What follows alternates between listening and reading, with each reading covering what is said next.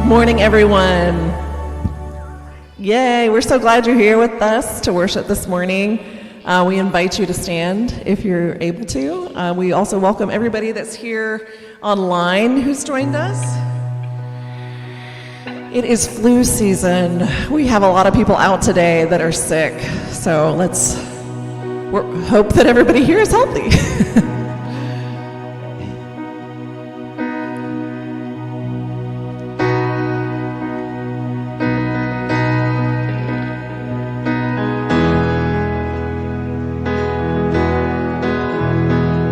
Let praise be a weapon that silences the enemy. Let praise be a weapon that silences anxiety. Let it rise. Let praise arise. We sing your name in the dark and it changes everything. We sing with all we are and claim your victory. Let it rise. Let praise arise.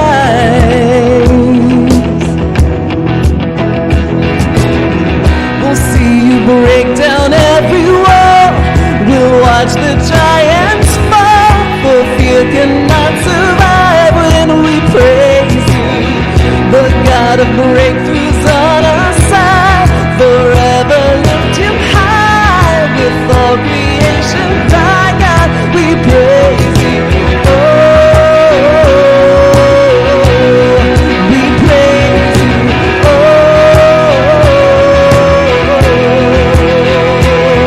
let faith be a song that overcomes a raging sea. Let faith be the song that calms the storm inside of me.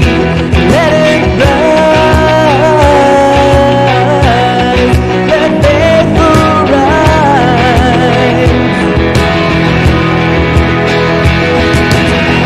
We'll see you break down every wall. We'll watch the giants fall. For fear cannot survive when we praise you. The God of breakthroughs on our side, forever lift you high. With all creation, thy God we praise. Oh, we praise you. Oh,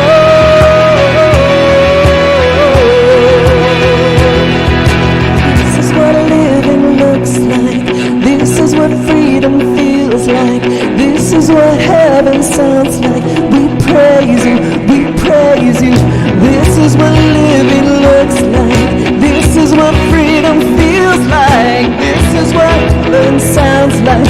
We praise you, we praise you. This is what living looks like. This is what heaven feels like. This is what heaven sounds like. We praise you, we praise you. We'll see you break down every wall. We'll watch the giants fall. For fear cannot survive when we praise you. The God of breakthroughs on our side, forever lift him high. With all creation, cry out, we praise you. We'll see you break down every wall. We'll watch the giants fall. For fear cannot survive when we praise you. The God of breakthroughs on our side, forever lift him high. With all creation, thy God we praise. Oh, we praise. Oh,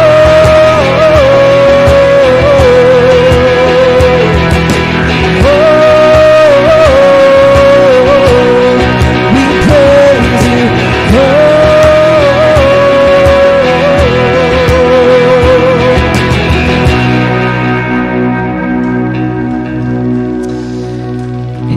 Oh, Father God, we welcome you into this place.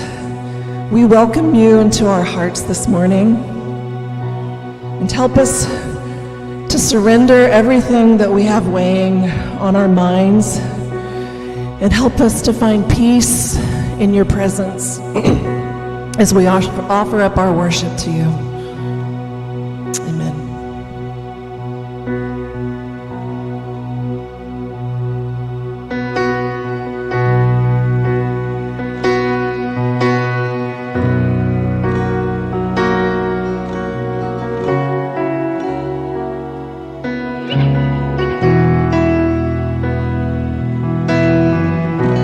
Here is where I lay it down, every burden, every crown.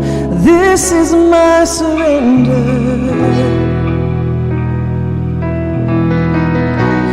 Here is where I lay it down, every lie and every doubt. This is my surrender. And I will make room for you to do whatever you want to do whatever you want to. And I will make room for you to do whatever you want to do whatever you want to.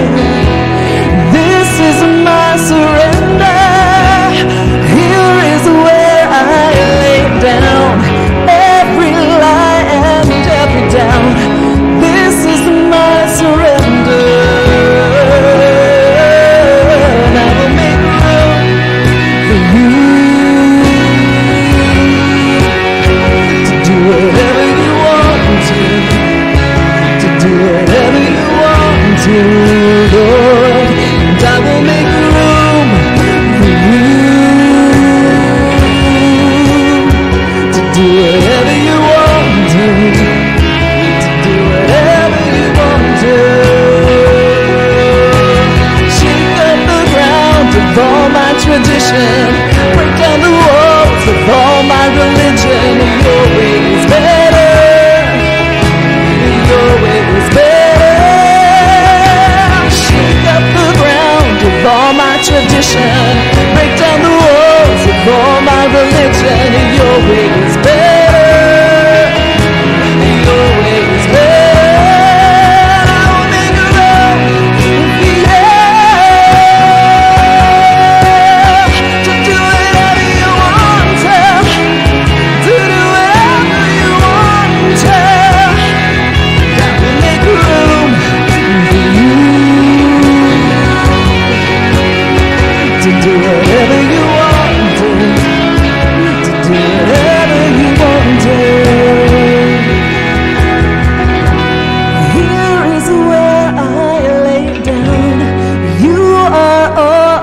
Chasing now, this is my surrender.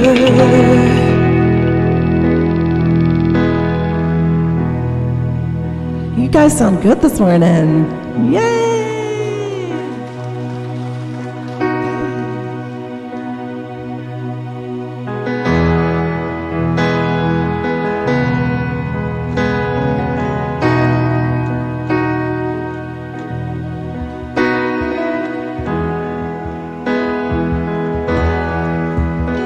Oh gosh, struggling to remember how this one starts, guys.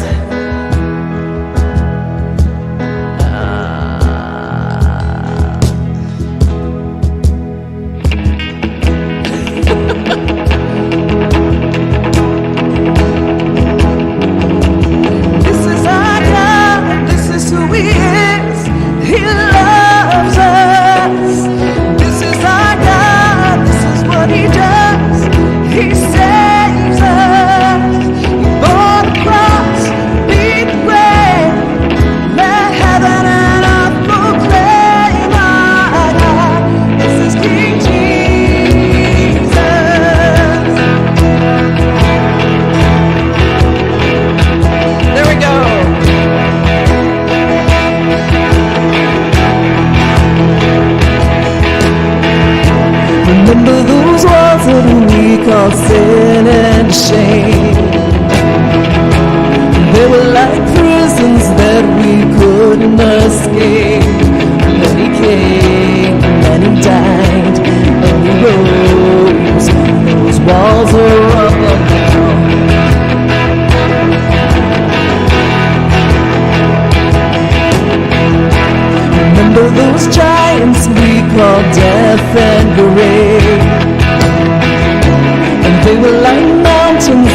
stood in our way.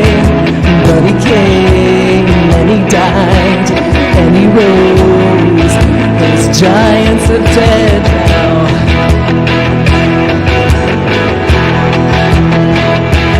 This is our God, this is who he is. He loves us. This is our God, this is what he does. He saves us. He bore the cross, beat the grave. Let heaven proclaim our God. This is King Jesus.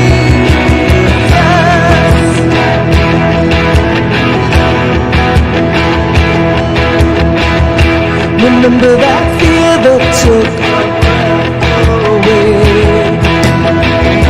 A faith so weak that he could barely pray. But he heard every word and every whisper.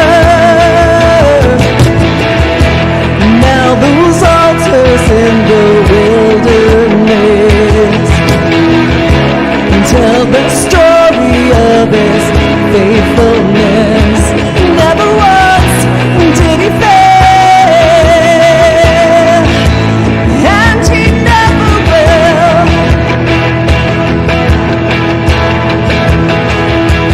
This is our God, this is who he is.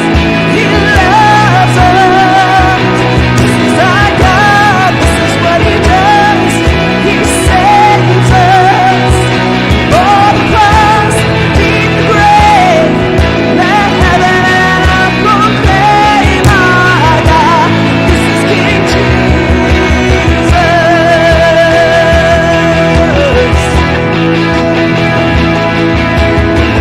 Who pulled me out of that pit? He did, he did. Who paid for all of our sin? Nobody but Jesus. Who rescued me from the grave? Yahweh, Yahweh. Who gets the glory and praise? Nobody but Jesus. Who rescued me from the grave? Yahweh, Yahweh. Who gets the glory and praise? Nobody but him. This is our God, this is who he is. He loves us. This is our God, this is what he does. He saves us. Oh God, beat the grave. Let heaven proclaim our God. This is King Jesus.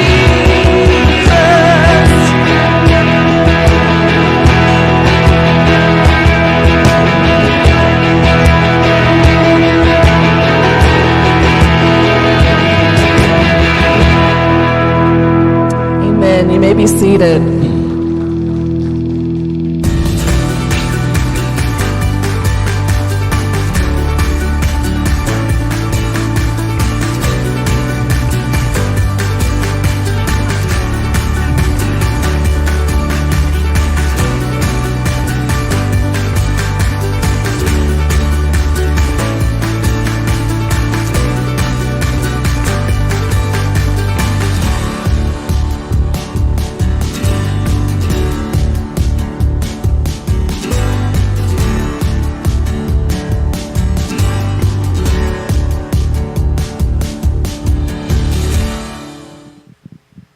Good morning, Terraforma.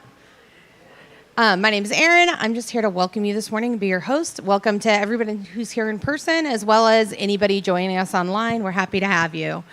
Couple things just to talk about and celebrate today. Our groups that we're currently doing, our Together Terraforma groups, they are so cool. We're in week 4 of 6. There's still time to join, but you're going to kind of jump in the middle. I'm in one, and it's been great, building some new relationships with people that I didn't know before, and I haven't been at this church since it started. So finding out where it started and what the roots are and see where we're headed has been really cool and very neat. The conversations have been incredible. The other thing that we have going on right now is the Women Giving Back coat drive that we're doing. You can just bring your new and gently used coats into church with you, and we will get those to Women Giving Back for people who need coats as the weather gets cooler. So that's all I have to remind you about today, and have a great service and a wonderful week.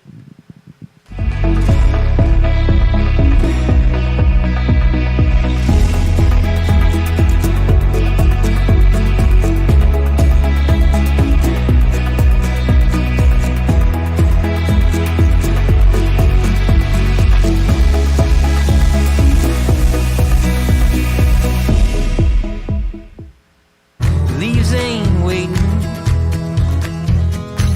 their colors changing like the times, and I'm taking,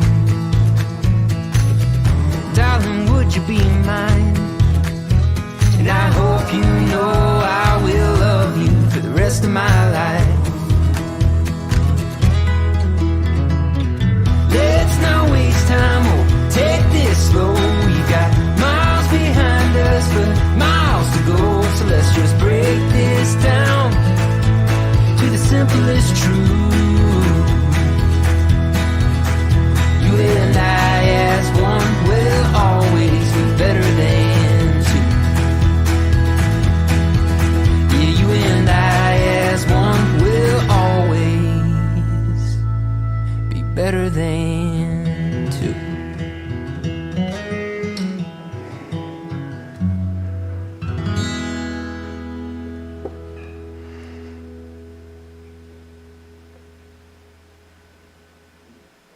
Well, good morning, Terraforma. How are you? Hey, we're in a series we're calling Power Couple. Want to make one more quick just announcement for you. I think we forgot this in the host moment. And we have Vision Night coming up this October. So let me just tell you, if you're new to Terraforma, we are in this critical moment as a church family. We're making some big decisions about the future and how this whole movement's going to go. And we're talking about a lot of things. And we have some staffing needs that need to happen and some different things. And we had a long-time staff member retire. We had another one that came off our team this year, and so we got a bunch of stuff up in the air, and we want to continue to do the thing we're doing. So come to Vision Night. We're going to be dreaming about the future together, and it's going to be hosted at the Henderson House. We would love to have you there. This is one of those things where if it matters to you even a little, I want you there. I really do. I want you there. That's in the 26th of October, and it's in the Terraform app. And if ever I say anything about like a calendar detail, you should double check everything I say in the Terraform app, because numbers are just a concept to me. I mean, I haven't taken math since high school. I have 2 degrees in advanced theology, and they don't do any math in that. There's no maths. There's just ancient languages. Anyway, hey, we're in a series we're calling Power Couple, and maybe that's a good title, maybe it's not, I don't really know. If Power Couple for you feels like I'm just, putting a name tag on your chest, like pinning it on you, like, yes, you are a power couple, like you guys are beautiful and powerful and successful and you communicate really well and your relationship is today what you never dreamt it ever could be, well then congratulations. But if you're here and you're like many of us and you're just kind of, barely struggling and you fought in the car on the way here and then you hear the message called Power Couple and you're like, I hate this. Why am I at church? Or even like, you're single but you're really ready to mingle, or you're single and you're kind of fine being single, and maybe you're married and you wish you weren't anymore, and there's all kinds of you could be anywhere in this grand continuum of relational health. But here's what I want you to understand. This is the kind of key to this series, is that the relationship you dream about is not going to fall in your lap. This idea that, the best marriages, the best relationships, the best romances are a matter of chemistry is a lie. It's just not true. In truth, the connection you crave flows from energy that you invest, not chemistry that you just someday find. And I think our culture is in love with infatuation, not love. Love is hard work. Love is dedication and decision. Love is a volitional reality where you wake up every day and you choose that person's happiness above your own. It's not an emotional reality, because the truth is the most fickle and fleeting part of you is your emotions. I mean, you can't trust them. I mean, yesterday you liked this, tomorrow you'll like that. Your emotions will change because your brain chemistry changes, your hormone levels change, and you just cannot make significant decisions based in that emotional center. Now, I get it. They're powerful. They want to steer the car. They make really good consultants, but they make really bad CEOs. You listen to your emotions. You acknowledge them. You get curious about them. You understand them. But you don't listen to them like, hey, what should I do next? Because it's not always the right thing. We talk in our culture about falling in love like, we fell into a puddle. And I just fell out of love. Like I wish I loved him still. Here's the truth. You're not powerless. Your affection will follow your attention.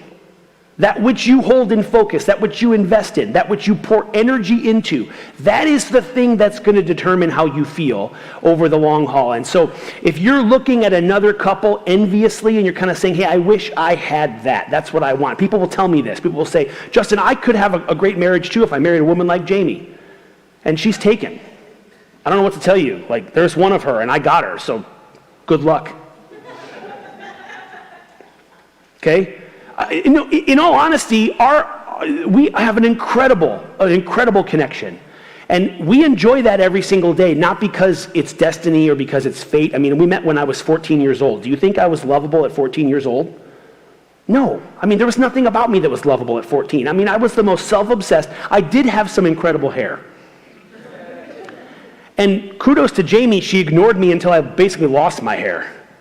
It took me years of prayer and fasting just to get her attention. I mean, I was like the guy, and I mean, I would, you guys, if you know us, you know this is true. For years, I would be like, do you remember that time when? And I would fill in the blank with a memory from our teenage years. And she was like, no, I don't remember you being there. I remember Brandon was there. I don't remember you. And like, sure enough, in my photo album, I have this picture of like a memory that we shared when we were teenage kids. And if you look at it through her eyes, in the front is her and this like drummer in leather pants, whatever. And I'm there, but I'm kind of in the back, like lurking. You guys, listen, never underestimate the power of obsession and prayer and pursuit. It just takes time, man. You just got to outlast all those idiots and jokers, and you just hang in there. You just be steady. You just be the guy that's there. I'll tell you, our romance took it to the next level when she was in a crisis one time, and she thought to herself, who should I call? It wasn't the drummer. It was me. Anyway, listen. Connection flows from intentionality. That's what I'm going to talk about today. If you're just jumping in this series, go back and listen to last week. We talked about the power of one keystone habit that can change your relational fluencies. If you're single in this house and you're like, oh, this is for married folks, I don't want to tune into this. That's why you're single. Okay? Lean in. All right? Lean in. Like, learn. Like, polish those relational fluencies, like get those skills. Like, man, don't lean away from this, lean in. Like, handle your business, because this is about skills that are going to help catapult your future towards health and connection and thriving. Someday you're going to be in a power couple. It's going to happen to you. And it's not going to happen because it was just fate or destiny. It's going to happen because you had determination and choice. You chose it. You developed relational fluencies. We do not celebrate as a culture the romance of swallowing your pride, the romance of just showing up another day, the romance of saying, I don't like you right now, but I'll choose you in the morning and I'll choose you the next morning after that, and I'm yours and I'm not going anywhere. That's hot. They don't write songs about it. They don't celebrate it in our stories, but the truth is that is the power of true love. True love is a quieter reality. We get addicted to the dopamine of the pursuit and this, the butterflies of infatuation. The truth is, real love flows on quieter brain chemicals like serotonin. I mean, it's oxytocin, it's vasopressin, it's these other brain chemicals that are not those dopamine ones that are like, oh my gosh, I can't believe it happened, he looked at me again. That stuff fades. It does. But your connection doesn't. And if you work at it, if you build with intentionality, and that's what I want to talk about today, is this idea of pursuit. Do you remember? Maybe you don't. Maybe you've never been there. Maybe you've always had whatever you wanted. But I remember, for the most part, most of my life, I've driven like janky, busted cars. Like, I've never owned a new car in my entire life. I've only ever bought used cars. And we're generally, what the Ulrichs can afford is some high mileage, busted, broken, barely running kind of a thing. I mean, right now, I have a nail in my tire out there, and I just had to pray this morning to pull a 10,000-pound trailer to church today with a nail in my tire, and I don't even know if I have a spare. I mean, my truck is a 6.7-liter diesel. I don't want to jack it up. This is a thing. And my whole life, it's been this way. When I actually got that truck, I remember I was like, okay, this is a nice car. And that first day, when you want something new and it's new and shiny, and you bring it home, and this is the nicest car I've ever had. Now, it now has like 110,000 miles on it, but in a diesel, we're just breaking it in. You know what I'm talking about? Oh, yeah. We're just getting started here, guys. This is going to be there forever and ever. It's like really, it's a long-term relationship. I'm very serious about it. When I brought it home, I was like, my kids were kind of young, and I said, listen, I know you little goblins. You're going to hide chicken nuggets places and waffle fries, and you're going to spill like Sprite on my back seat, and it's leather, and I don't want you to do that. Like this, we're going to take good care of this car. And I was really intentional. I mean, I washed that thing. I would get out there in my driveway, and I would, shirtless, wash the car. Why are you laughing? That's supposed to be, Jamie thought it was, anyway, no, I'm kidding. That didn't happen. But I was intentional. I took good care of it. And then there's a day, and you can see it. I can see it when that motivation to care for the new and shiny thing dies in your eyes. Like if you're a mom in this house and you're driving a minivan, I know your relationship with that car. Okay, I know there are untold memories underneath the seats, and there are chicken nuggets, and there are wrappers, and there are all kinds of stuff. I mean, if we were to get it detailed, they would find things in there you didn't know you lost. And it just becomes familiar. You know what I'm talking about? And those road trips, man, they take their toll, and the mileage begins to mount up, and you don't even know. When was the last time you got your car washed? Like vacuumed the inside. Some of you are like, you can do that? Yes, you can. You can do that. See, this is the issue. The issue is that familiarity tricks our brain into depreciating the value of what we have. And we end up, because we have it. Now, that was a thing you wanted so bad, you were going to do anything to get it. I mean, when it was new, when it was shiny, when you didn't have it, you were going to chase it, you were going to pursue it, you were going to care for it. And when it was new, man, you handled this with such intentionality and care. I mean, I told those kids, like, you're not even allowed to be in my back seat. You can't even, there's no food in Dad's truck. Right now, I think I have 11 wrappers in the back seat. You see how this works?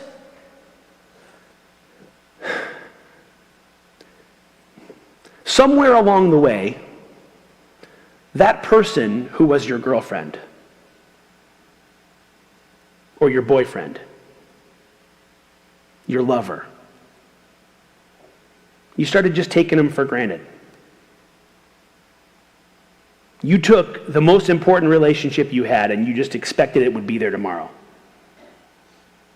And in the early days, you would do things that were delightful and surprising. You would bring home flowers just for no reason. You would hide notes in their coat just so they would find them in unexpected ways. You had game. I think the kids call it Riz. You had it. And you know what you do now? You sigh and roll your eyes. You just want to finish the football game. You don't understand what's going on. You don't understand why it's never enough for him. Why is he so critical? What's going on? When will she ever just stop? At some point, you settled into a pattern of familiarity and you look a lot more like roommates than you do lovers. But you didn't get married to have a roommate. You didn't. You didn't get married to have a life partner, to have somebody just to do life with and just, hey, let's have a budget meeting. That isn't why you did this. You did this because you believed in something more. You believed that you were going to have a boyfriend or a girlfriend, you were going to have a lover, you were going to have somebody to share this magical reality that we call love. And I want to tell you, if you renew that pursuit, if you refuse that routine, if you break out of the entropy, your relationship will drift, and it will drift into the mundane, and it will drift into contempt, and it will drift into this unless you steer it on purpose.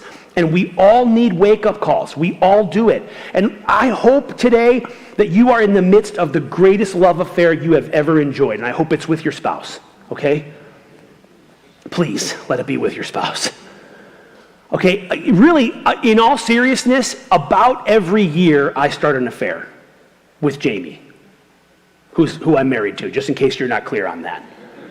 Just with her. I'm exclusive with her. But we call it in our house girlfriend or boyfriend energy. Because here's what happens. Man, we've got some miles on this road trip of life together. We've been married for almost 25 years. We've been through it. We've been through therapy and counseling and connection stuff and attachment theory stuff. And we've had 3 kids and they're all in therapy and we got all these different things going on. And right now, our lives consist of managing details. We have to have calendar meetings every single week where we sit down with a paper calendar. What even is that? It just drains my soul. And she gets this whole map of like how we're going to plan our lives. And I have to sit there and it's just, I want to die inside. To be honest with you, there's nothing less romantic to me than this stupid, it's this big, the paper calendar. She brings it out. It's like this huge flip chart. And my dreams die as she goes through it. And I just want a girlfriend. And I have instead like a manager of a household, right? And this is what happens. You drift. You end up in the mundane. And that mundane, it turns, that familiarity, it turns into contempt. You stop caring for it. You stop pursuing it. You stop going after it. And someday you wake up and you wonder, do I even know the person I married? Are they a stranger to me? Now, I'm going to read you one of the most problematic romances in the Bible. And you know what? We can still learn from it. We're adults. I just want to acknowledge up front that you'll hear in our culture this argument of like, we need to return to biblical values. No, we don't. Okay, there is no such thing as biblical values when it comes to romance. Not really. I mean, not in the sense of like the examples we get in the scripture. I believe there is a kingdom ideal that God is wanting to build us towards, and he wants us to get there. We just don't see very many examples of it. I really believe this idea is interdependent oneness, this covenant partnership between equals, where 2 people become one. We get these ideas as seed ideas in scripture, and those are very clear. What we don't get is narratives where it works.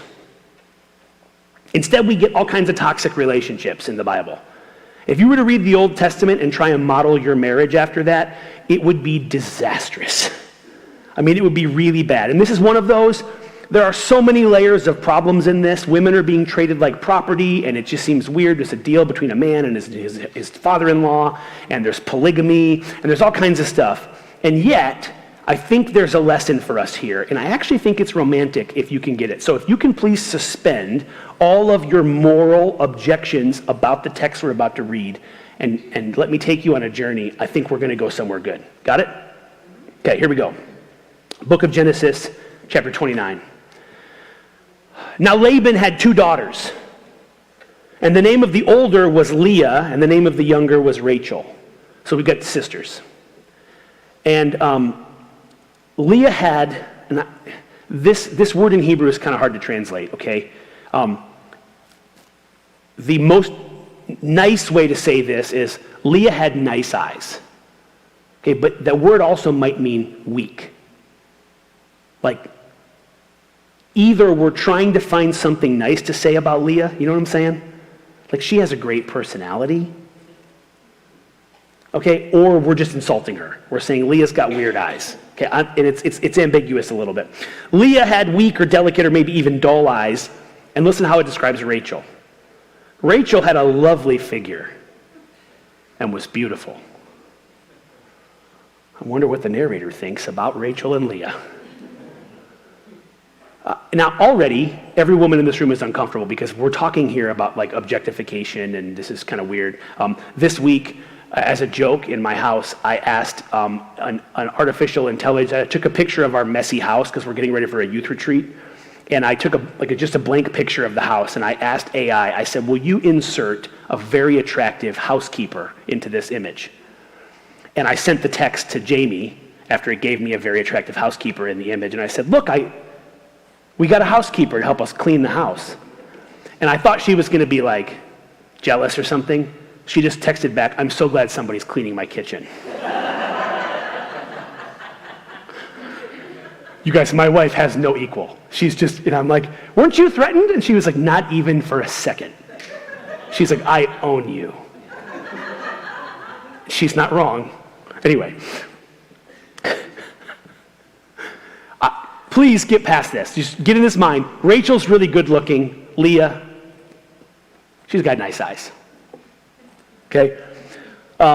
Jacob, he's the hero of the story, but he's not a very good guy.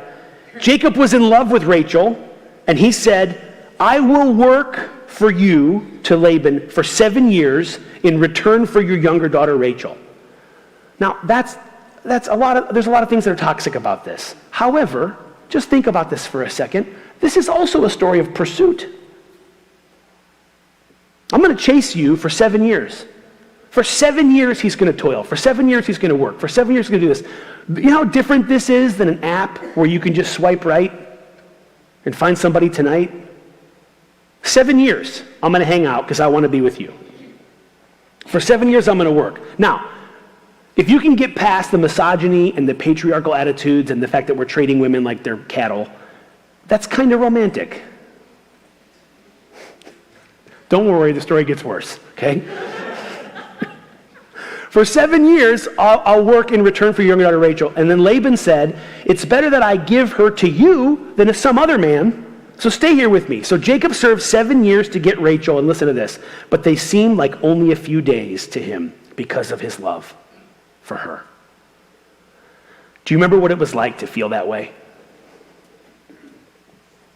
I mean, when Jamie and I were dating in college, she was in nursing school, I was in Bible school, and there were these moments where, she would go back and forth. We went to school in Minneapolis, we lived in Detroit, and there was a moment where there was something significant that was happening to her, and I was like flat broke, and my car didn't work. And I remembered I just wanted to be with her so bad that I figured out a way to between 3 buses and 2 trains to show up in the middle of the night. And I spent the only $35 I had on Greyhound tickets and train tickets to go all night long to show up at 7 in the morning to surprise her. And I had spent all my money to get there. I didn't even have anything for a date or anything. I just wanted to be with her so bad. Remember when you would do that? You have now all the resources in the world to pursue your spouse, to pursue your person, to actually go after them. You have margin and time. Many of them, they live with you. Some of them even share a bed with you. It shouldn't be hard, guys. And what this is saying is Jacob is so into her, he toils for 7 years, and it's like nothing to him. He just wants to chase her and go after her and just win her heart. Then Jacob said to Laban, give me my wife. My time is complete, and I want to make love to her. So Laban brought together all the people of the place, and they gave this big wedding feast. But when evening came, and this is the trick, he took his daughter Leah and brought her to Jacob, and Jacob made love to her instead. Now, there's all kinds of a story here. Okay, I don't know if you're intoxicated, I don't know if there are veils involved, but when you're after one girl and you get the sister, it's not the same. Now again, next time somebody's like, I just wish our culture would return to biblical family values. Okay, this isn't the one we're talking about there, right? We're talking about something better. I want better for my daughters than this. You follow me?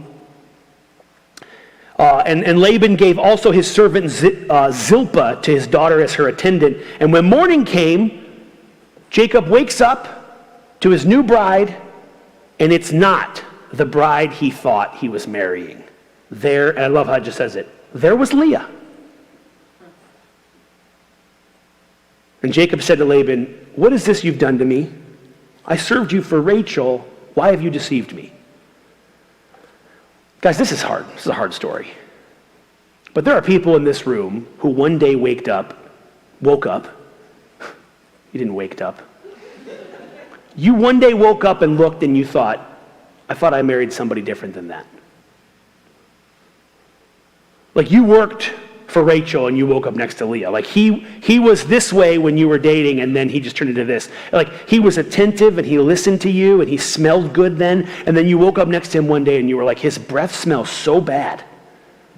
And he doesn't pay any attention to me at all. And like, who even is this man? Like, all he does is work and play video games. Like, what's going on? Like, I thought I was getting Rachel and I got Leah. What happens? I mean, how do we get into this spot? How do we drift like this? Maybe you're in that situation. What I'm telling you is there is a road back. And that road back, I love this. When God calls this church, he writes a bunch of letters to churches all throughout Asia Minor in the book of Revelation. And he calls one of them who has drifted to complacency, and he said, you've neglected your first love. Do what you did at the beginning. Go back to what you used to do. Relight the fire. Reignite the pursuit. Go back to what used to work. You were, at some point, you had so much game, you landed your spouse. And I'll tell you right now, if you're here thinking, well, that's not some great accomplishment, there will be someone else who will recognize their value if you don't. Even that old busted car that you don't even see anymore as a good thing, when you resell it, somebody's going to be as delighted to have that as the day when you bought it. Someone will see it. Someone will see that they're good, that they're beautiful, that they're worthy of love. And here's another, just a thing, think about this. If you're unhappy right now, what happens when our needs aren't fulfilled, when there's a gap between our expectations and our experience, we have to decide what we put in that gap. If you put resentment in that gap, if you put blame in that gap, if you put this posture of it's their character that is the problem and my needs aren't being met, well, that is antithetical to connection. And what's going to happen, as long as you're postured in defensiveness and blame, my needs aren't being met and it's their fault, you have a hard time seeing their value. Have you tried switching it? What if you deal with your character? And you focus on your heart and your character. I'm going to show up. I'm going to be the best version of me. I'm going to let God transform my heart, reignite my affection. I'm going to pour my attention into me and my issues, and I'm going to try and show up for their needs. This is the idea of interdependent covenant love. If you were to do that, I think you might find the person you're struggling to love right now might actually flourish under the power of your attention. Do you want to know who can make me come alive and be heroic? And I mean, I'll tell you right now, your approval, all of your approval, it matters to me on some level. But I'll tell you right now, I will fight a bear with my bare hands if Jamie thinks it's sexy. If Jamie's like, oh, I like that. You know, I mean, she told me one time when I was vacuuming that she thought it was hot. I'm like, I'll vacuum every day. Here we go, running the vacuum. I mean, you guys don't understand. I feel like I can do anything. I really do. Her attention, it matters more.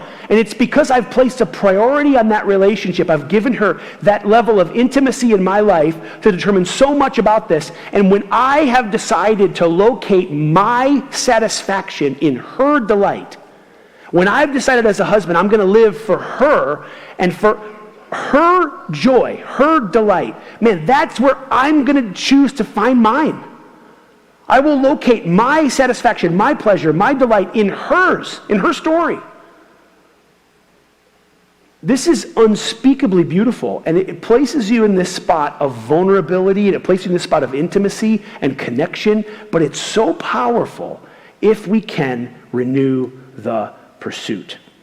This story illustrates this practical reality that someday the spell wears off and you see a flawed and imperfect person that you married. But the truth is, you can now, from wherever you are, you can begin to work to build the relationship that you want. You can become the power couple that you always thought you were going to be. And it's not going to happen on accident. It's not going to happen automatically. It's going to happen because the two of you get over yourselves, and someone needs to go first. Someone needs to melt the ice. Someone needs to try. Someone needs to work it out. Someone needs to say, you know what, I'm going to call a counselor. I'm going to get some coaching. I cannot, Terraforma, please hear me on this. I have a really hard time when couples say, oh my gosh, marriage counseling is expensive. Do you want to know what's a lot more expensive? Divorce. Talk to somebody who's been divorced about the cost of marriage counseling. You know what they're going to tell you? Oh my gosh, $100 an hour? That's nothing. I mean, you talk about half my 401k. I mean, you talk about splitting assets. I mean, the harm that happens to the kids and all this. I mean, it wrecks a story.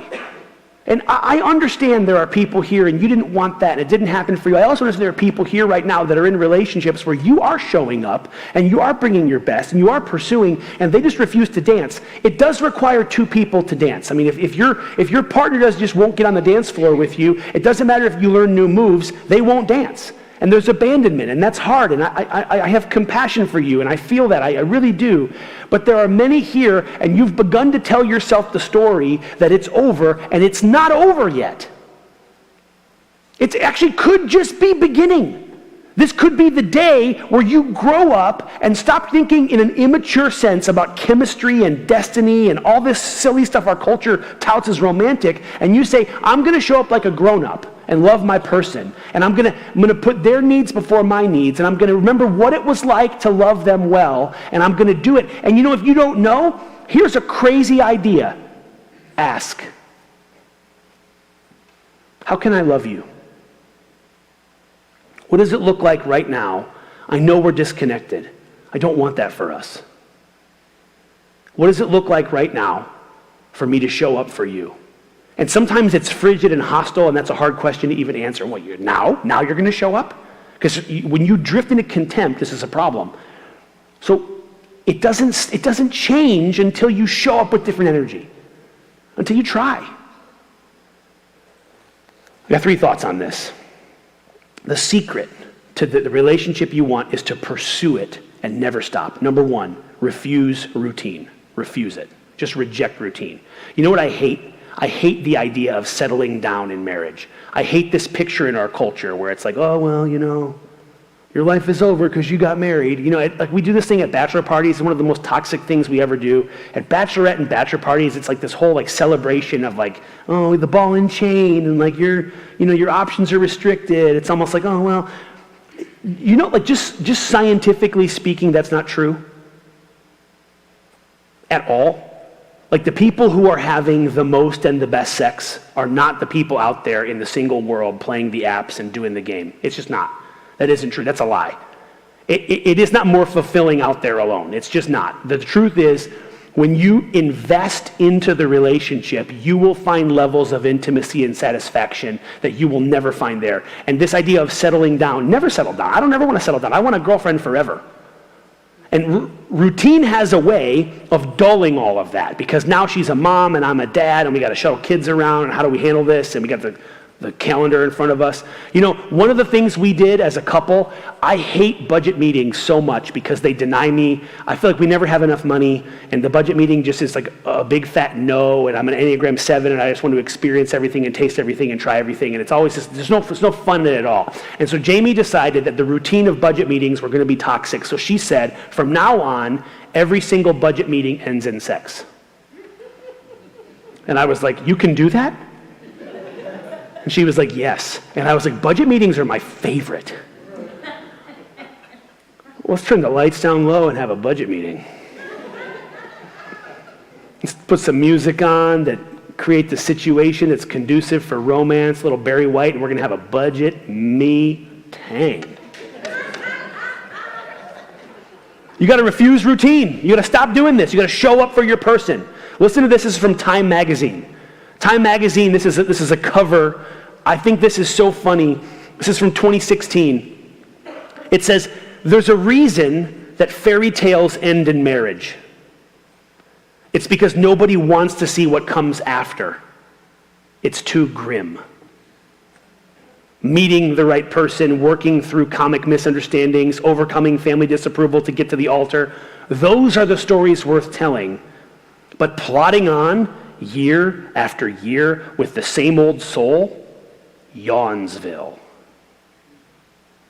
Doesn't that make you sad?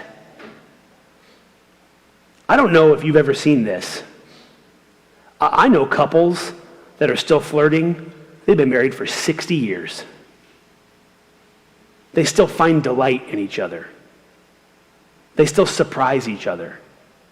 Now, that isn't because they found some exceptional chemistry. They stumbled into the one human in the whole world that will never age. That isn't how it works. It's because they're showing up with energy. They're investing in the relationship. They stopped. They refused routine. They said, I'm going to pursue you. I'm going to chase you. It's going to look different than it did before because my knees have been both replaced. But the truth is, I'm never going to stop running after you. I'm going to show up for you again and again and again and again. On the TikTok, there's this video. I don't even know who took it, but there's this old couple and they're flirting like in the ocean. They're trying to kick water at each other. You guys have seen this before because it just took off. Some stranger filmed two old people and they're splashing each other in the ocean and they're playing and they're like hashtag relationship goals. That shouldn't be the exception. It doesn't need to be. I learn new things about my girlfriend all the time. I do. I have a girlfriend. I have a mistress. She's the same woman I'm married to. She's also the wife and also the mother, but we have different lanes, we have different gears, we have different energies, we'll put on different things. I will show up sometimes as a partner and sometimes as a boyfriend. Those are not the same thing. You guys, listen, we have to get creative about this. We have to refuse routine. We do something different. We do little things like, you know what sometimes we don't do? We don't sit down and plop in front of a screen and say, what do you want to watch? Is there any good shows? Because we found ourselves in this empty routine of like, are you tired? I'm tired. That almost never ends where you want it to end. We started just going on the back patio because our kids are so annoying. They'll follow us everywhere. Right now, our teenagers want to hang out with us. I know that's a blessing. I think it's great. But you know what we do? We close our door. We put on our door, Mom and Dad are in a meeting. And our kids say things like, is it a budget meeting? We'll get notes under the door. I'm not even kidding. And Jamie will just say, go away. Mom and Dad are making out. You don't want to see what happens back here. And they'll slip notes under the door. Like, I need lunch for tomorrow. Stop it. Like, leave us alone. Like, seriously, you have to refuse routine. Wake up from whatever sleepy pattern you've accepted as normal and start growing together again. Grow together. Leave room in your relationship to grow. Delight your partner. This can happen. Number 2, renew pursuit. Some of us need to restart the engine. You need to chase your partner again. You know what it is. I'll tell you right now, I know when my bride has put something on for me. Like, I know when she woke up and sweatpants were going to be the thing. And I know when she did, okay, I'm still going to be comfortable, but now there's a little wink, a little nod. I did this for my husband. I can tell right away. I can walk past her. Do you know what Jamie does for me? This is a hack. When we go on retreats together that are intimacy focused, Jamie programs my brain with a specific perfume. We'll go on a getaway, a couple's getaway, and she'll buy a brand new scent and she'll wear it the entire weekend, and we'll have no kids and we'll have all this girlfriend energy, and I'm smelling her and it's wonderful. And then later on, in a normal moment when we're trying to figure out the kids' schedules or having a fight about something, she'll just disappear and she'll come back with the magical perfume on, and it's like my brain doesn't understand what happened. I'm just I was mad, but now you smell delicious. She just hacks me, and she just has this whole plan. That's a little tiny thing that costs nothing. And what a powerful message it sends. I'm your girlfriend. I see you. I'm pursuing you. I'm chasing you. It's time, guys, to just bring home flowers for no reason. It's time to cook a meal that you know she likes. It's time to do something. You just break the routine, the habit. You've got to pursue each other again. You know that you can send for free text messages to your partner at any time? It's part of your phone plan. I don't know if you know this or not. You can just do it. It doesn't matter. I can text Jamie right now while I'm preaching, and she's going to get it, and hey, I'll just say, I'm thinking about you. I'm thinking about you. I'm thinking about you. How powerful is that? Chase each other a little bit. Pursue each other. Marriages don't run in the right direction without attention. And so start an affair. Cultivate something new. And if that triggers you, I mean with your spouse. I do. They can be your girlfriend. They can be your boyfriend. They can be your lover all over again. You can do something brand new and it will feel just amazing. Direct your passion, unleash your creativity. I learned from my friend Steve. He does this thing. He calls it Schmiley.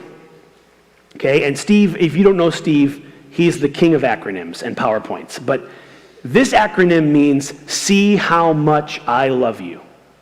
And Steve, for years, has done Schmiley, and he does he just leaves little notes, and he does little things that are delightful. And she likes this candy, so he buys this candy, does little things, and leaves notes in her pockets and different things too. And at this point, his bride knows that Schmiley means Steve's thinking about her. See how much I love you. These little tiny things. This doesn't always need to be a grand gesture. It doesn't always need to be like a weekend away. I know you have kids. I know it's hard to do.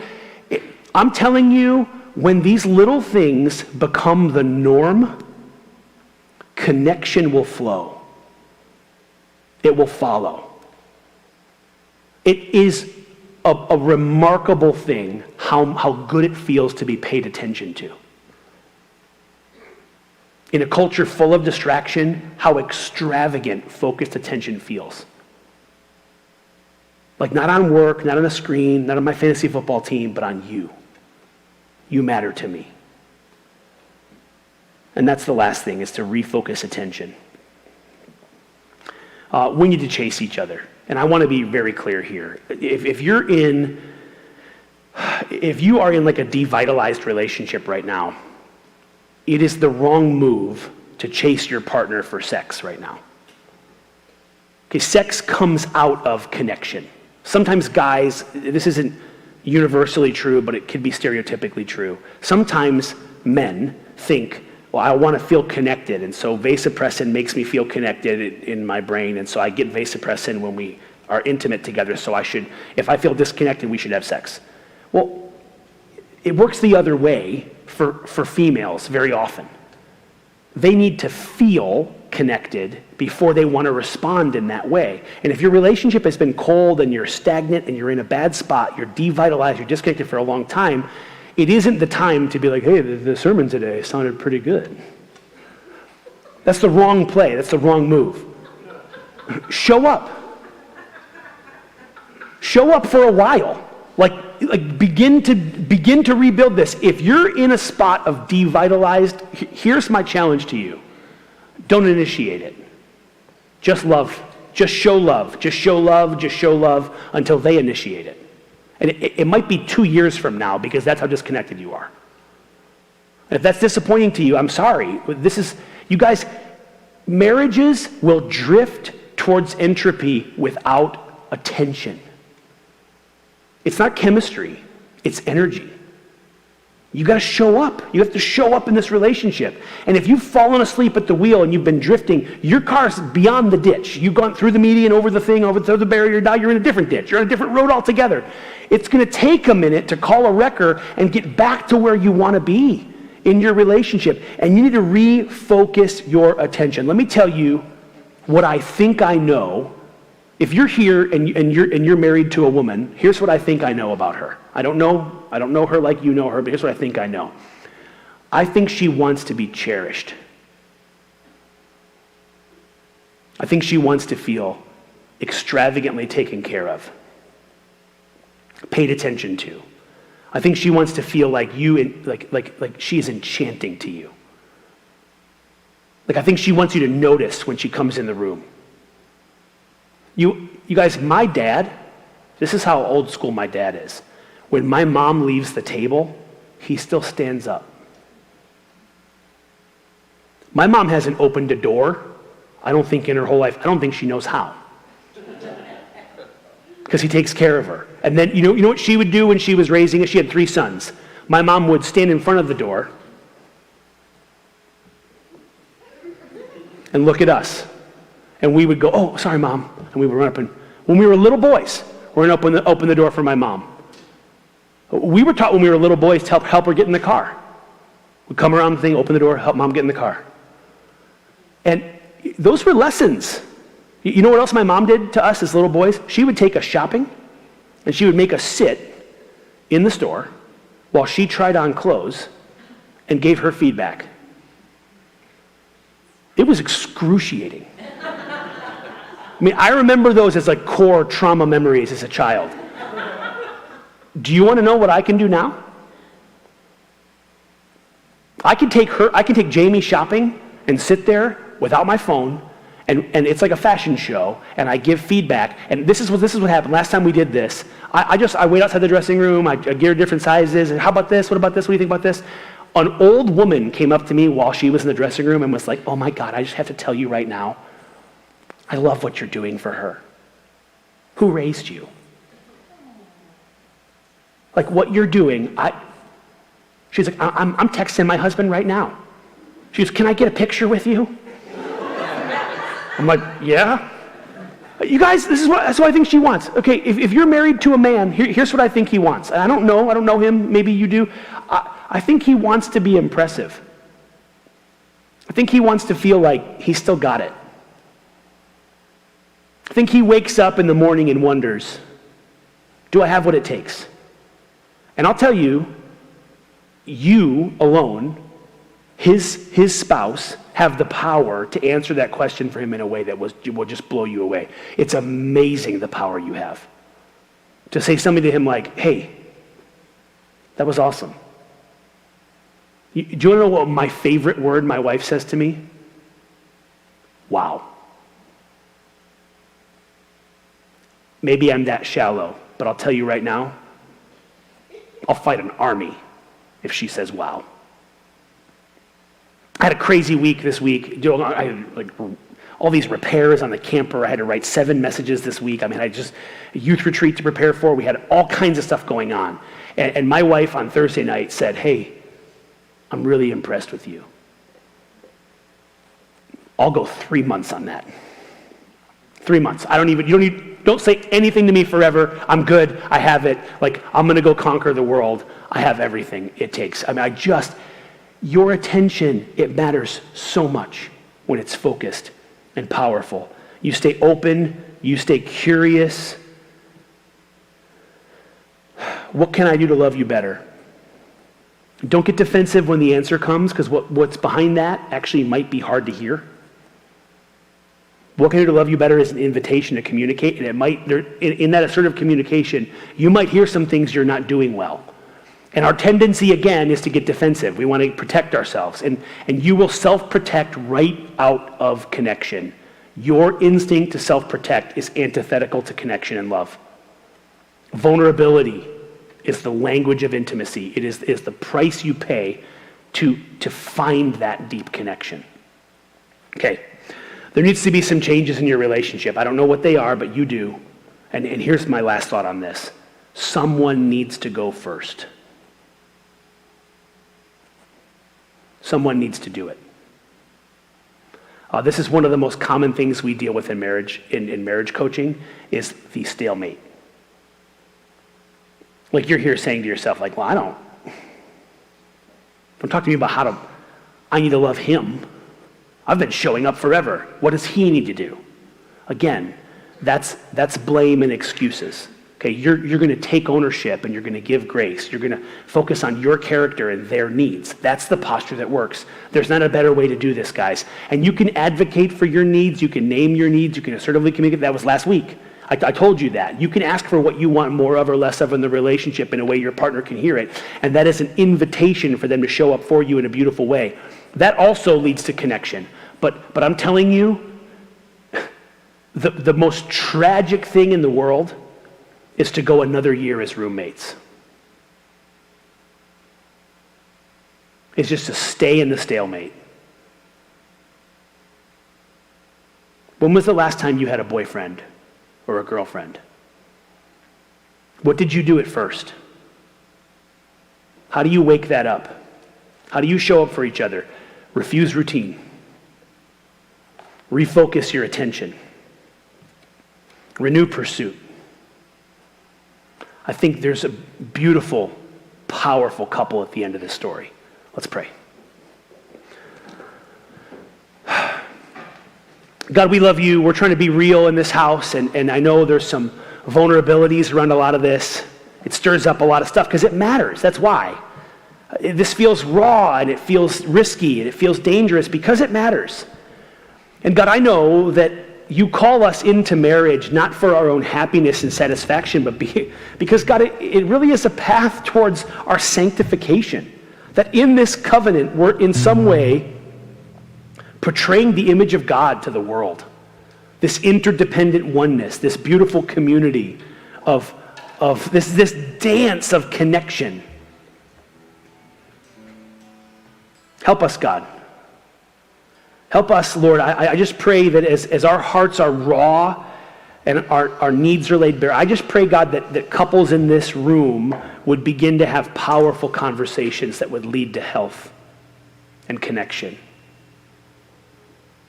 And that we would honor the tears that we see in our lovers' eyes. Change our hearts, God, when we struggle. We pray in Jesus' name.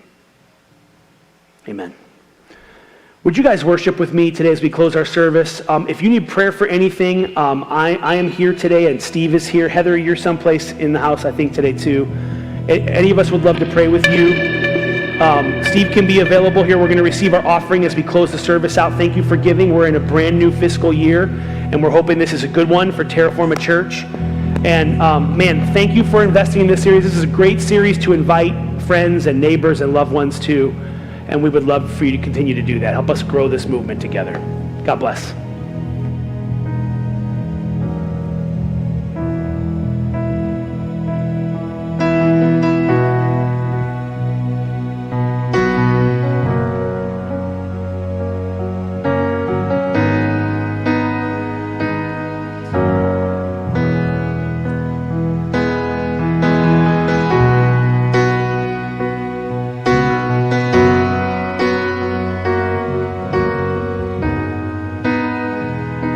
Bless the Lord, oh my soul, oh my soul, worship His holy name. Sing like never before, oh my soul, I worship Your holy name.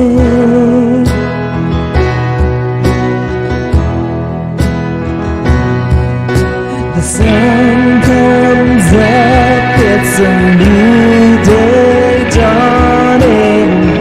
It's time to sing Your song again. Whatever may pass and whatever lies before me, let me be singing when the evening comes. Bless the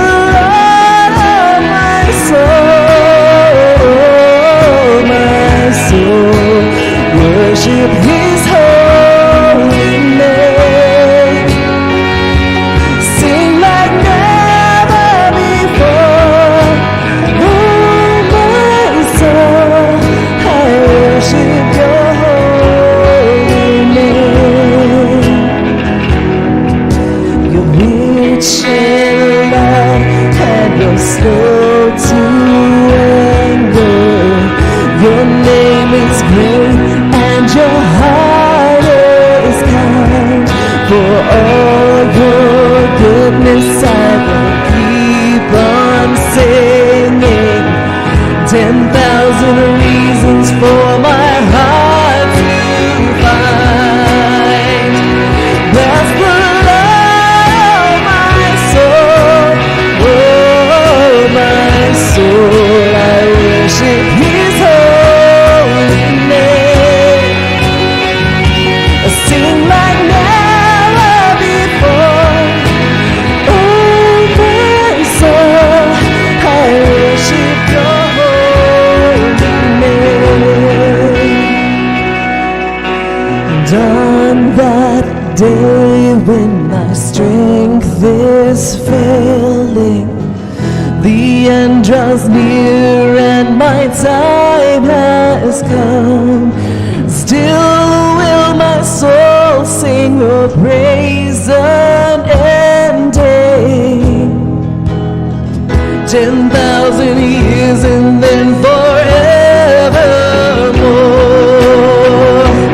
Bless the Lord, my soul, oh my soul, worship His holy name. Sing like never before, oh my soul,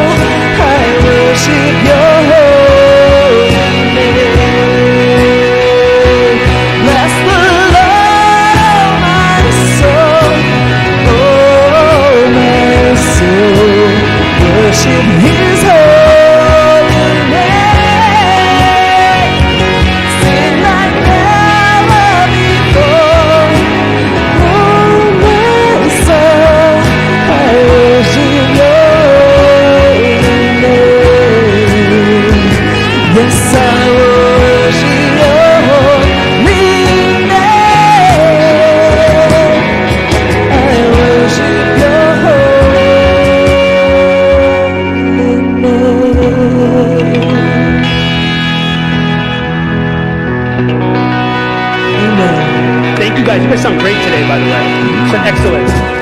Hey, thank you for being with us, Terraforma. Steve is here if you need prayer for anything at all. Just real quick, in the house, Bob and Karen, how long have you been married? 60 years. 60 years for Bob and Karen. That's awesome. We got 3 generations of Malinchocks learning to love because of the legacy right here. Okay, now, this is what's awesome about where we are as a church. Keith, how long have you been married? 3 weeks. You guys, let's go. You see what I'm talking about, guys? This is what a church does. This is a beautiful thing. God bless you guys. If you need prayer, Steve is here. I'll make myself available here. If I haven't met you, I would love to meet you. I'll be out in the lobby. Go in the peace of King Jesus. Have a great day today.